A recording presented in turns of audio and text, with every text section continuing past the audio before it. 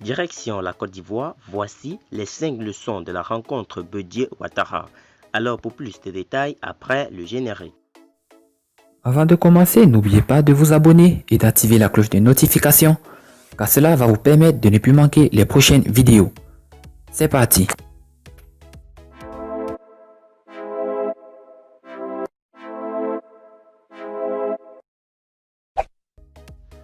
Henri Konan Bédié et Alassane Ouattara se sont rencontrés mercredi pour un échange qui a permis de ramener la calmie en Côte d'Ivoire.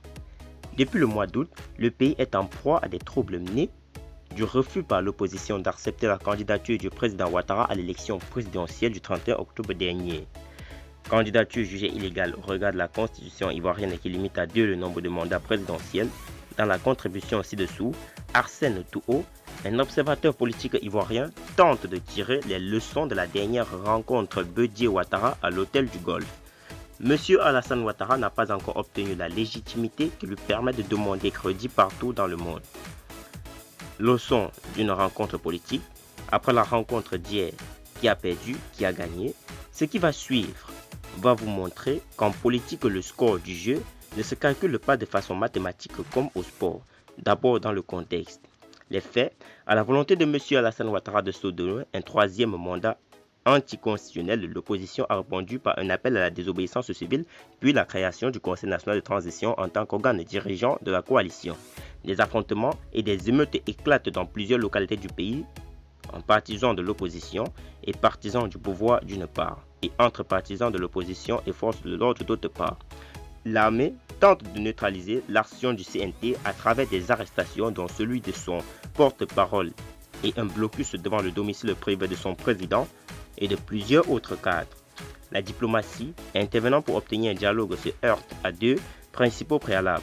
La dissolution du CNT, exigée par le pouvoir, et l'annulation des élections, exigée par le CNT. Et intervient le discours de M. Ouattara invitant le président Henri Konan Bédié à une discussion problématique que propose chaque camp en termes de solutions et d'attitude à l'urgence de cessation des violences meurtrières dans le pays. L'enjeu, la rencontre d'hier est la réponse donnée par chaque camp qui est préoccupé par l'urgence de cessation des violences.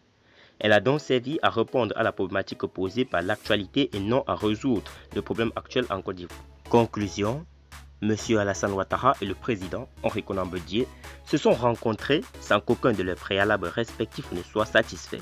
Toutefois, on peut noter 2 ouvertures de part et d'autre.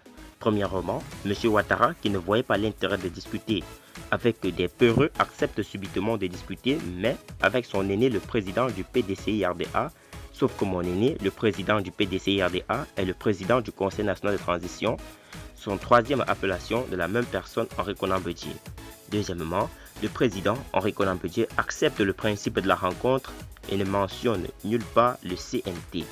Mais, juste après la rencontre, il convie les leaders de l'opposition à une rencontre de concertation le vendredi 13 novembre pour envisager ensemble l'avenir. Leçon, en politique, la finalité de la rue, ce n'est pas de régler les problèmes dans la rue, mais d'imposer la table des négociations par la rue. En politique, un préalable ne sert pas à bloquer la négociation, mais à la baliser. C'est juste un moyen pour chaque parti d'informer l'autre sur ce qui lui tient à cœur. En politique, un leader ne fait pas ce qui est bon pour lui, il s'arrange pour que ce qui est bon pour lui passe par ce qui est bon pour le groupe. En politique, les objectifs réels du leader peuvent s'évaluer à la lumière de ce qu'il a obtenu dans les négociations. Un homme politique qui refuse la table de négociation est un danger public parce que la table de négociation offre à chaque parti une opportunité d'obtenir ce que la rue ne lui a pas encore donné. En Côte d'Ivoire, la rue n'a pas encore donné à l'opposition les leviers de pouvoir, tout comme à cause de la rue, M. Alassane Ouattara n'a pas encore obtenu la légitimité qui lui permet de demander crédit partout dans le monde. Qui a gagné, qui a perdu, à vous l'antenne. Arsène Touault, diplômé niveau 3 des sciences politiques.